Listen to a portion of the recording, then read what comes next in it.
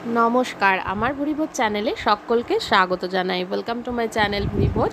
আমি আজকে পটল দিয়ে সম্পূর্ণ নিরামিষ একটা রেসিপি তৈরি করব। তার জন্য পটলের খোসাগুলো এইভাবে ছাড়িয়ে নিয়ে এইভাবে পটলগুলোকে কেটে শক্ত বীজগুলো ফেলে দিয়েছি। কচি বীজ হলে ফেলার দরকার নেই। এবার মশলার মধ্যে নিয়েছি জিরে গুঁড়ো, ধনে গুঁড়ো, লঙ্কা গুঁড়ো, নুন, হলুদ গুঁড়ো আর একটু হিং নিয়েছি। এই সমস্ত মশলাগুলো পটলের মধ্যে দিয়ে দিচ্ছি মিক্সির জারের ভেতরে।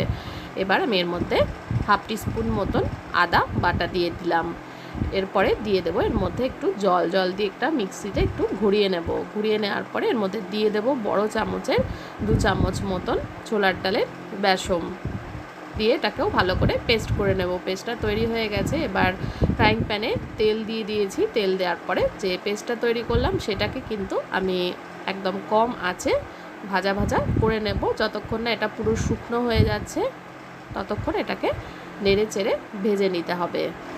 যতক্ষণ এটা ভাজা হবে ততক্ষণ এর মশলাটা তৈরি করে নিই। মশলার মধ্যে এখানে একটা টমেটো নিয়েছি, 1 ইঞ্চি আদা বেটে নিয়েছি আর কয়েকটা কাঁচা লঙ্কা একটু জল দিয়ে এটাকে পেস্ট করে নেব। দেখুন এটা কিন্তু ভাজা হয়ে গেছে। এবার মশলাটাও তৈরি করে নিয়েছি। মিক্সির মধ্যে পটলটা বেটেছিলাম সেই জারেই কিন্তু আমি টমেটো, আদা, কাঁচা লঙ্কা বেটে নিয়েছি। এইবার এটাকে একটু ঠান্ডা করে হাতে ধরার মতন গরম থাকতেই আমি এটাকে খুব ভালো করে চটকে নিচ্ছি। ভালোভাবে হাতের সাহায্যে চটকে নিতে হবে। মনে রাখতে হবে এই পেস্টটাকে কিন্তু খুব ভালো করে ভেজে নিতে হবে। এবার আমি এরকম গোল গোল বলের মতন তৈরি করে নেব। হাতের সাহায্যে এইভাবে গোল গোল বলের মতন তৈরি করে নিতে হবে। আমি এখানে 4টে মিডিয়াম সাইজের পটল ব্যবহার করেছিলাম। এইভাবে আমি গোল গোল করে নেব সবকটা। এবার আমি এর গ্রেভিটা তৈরি করব।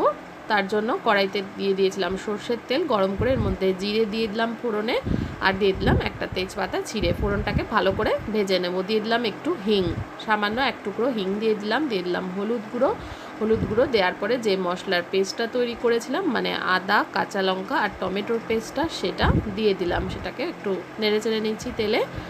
2 মিনিট মতন কম আছে নেড়ে চেড়ে নিয়ে এর মধ্যে দিয়ে দিলাম 1 টিস্পুন মতো লঙ্কা গুঁড়ো, 1 টিস্পুন জিরে গুঁড়ো আর 1 টিস্পুন ধনে গুঁড়ো। এই সমস্ত মশলাগুলোকে ভালো করে মিশিয়ে নিয়ে কষিয়ে নিতে হবে। মিক্সির যে জারের মধ্যে আমি পটলটা বেটেছিলাম সেই জারেই কিন্তু মশলাটা বেটে নিয়েছি না ধুয়ে। এতে করে যে অল্প বেসনগুলো লেগেছিল সেগুলো মশলার মধ্যে চলে গেছে আর তার জন্য কিন্তু ঝোলটা বেশ ঘন হবে।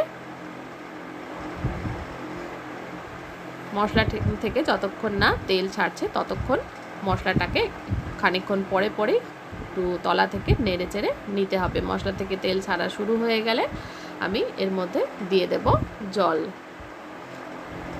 জলটাকে দিয়ে ভালো করে তলা থেকে একটু নেড়ে চেড়ে নিতে হবে। এবার এটা ফুটে উঠলে পরে আমি এর ওপরে বসিয়ে দেব একটা ঝাঁঝরি থালা। এই ঝাঁঝরি থালার উপরে আমি সমস্ত যে বলগুলো তৈরি করেছিলাম সেইগুলো দিয়ে দেব। এবার এগুলোকে আমি ঢাকা দিয়ে দেব 3 মিনিটের জন্য। একদম কম আছে 3 মিনিট মতন এটাকে ভাপিয়ে নিলেই হয়ে যাবে। এবার এটা সরিয়ে দিলাম। এবার মশলাটাও দেখুন কষানো হয়ে গেছে। কম আছে আমি এটা কষিয়ে নিচ্ছিলাম। এটা প্রায় কষানো হয়ে এসছে, তেল ছাড়তে শুরু করেছে। এর মধ্যে দিয়ে দিলাম স্বাদ মতন লবণ। এটা ভালো করে মিশিয়ে নিচ্ছি। এবার দিয়ে দিলাম আখের গুড়, সামান্য পরিমাণে একটু আখের গুড় দিয়ে দিলাম। চাইলে এই জায়গায় আপনারা চিনি ব্যবহার করতে পারেন। আখের গুড় শরীরের জন্য ভীষণই ভালো আর কালারটাও কিন্তু খুব ভালো আসে। ভালো করে সব মিশিয়ে নিয়ে আরও একটু জল দিয়ে দিলাম। এবার ঝোলটা ভালো করে ফুটতে শুরু করে দিলে একে একে সমস্ত বলগুলো এর মধ্যে ছেড়ে দেব। সমস্ত বলগুলো ছেড়ে দিয়ে 3 থেকে 4 মিনিট মতন কম আঁচে ফোটালেই এটা একদম তৈরি হয়ে যাবে। শেষে দিয়ে দিলাম গরম মশলা গুঁড়ো। এটাকে ভালো করে মিশিয়ে নেব। মিশিয়ে নিলেই পটলের কোপ্তা কারি একদম তৈরি। রেসিপিটা ভালো লাগলে রেসিপিতে লাইক দিতে ভুলবেন না। আর যারা আমার চ্যানেলটাকে এখনও সাবস্ক্রাইব করেননি তাদেরকে অনুরোধ করব সাবস্ক্রাইব করে নেওয়ার জন্য। এবার আমি এটা সার্ভ করে দেখিয়ে দিচ্ছি কেমন হয়েছে। এটা কিন্তু ভাত, রুটি, পরোটা, ফ্রাইড রাইস, লুচি ইত্যাদির সঙ্গে সার্ভ করতে পারেন। ভীষণ ভালো লাগবে। রেসিপিটা দেখার জন্য সকলকে ধন্যবাদ। উপর দিয়ে একটু ধনেপাতা ছড়িয়ে এইভাবে পরিবেশন করে দেবেন।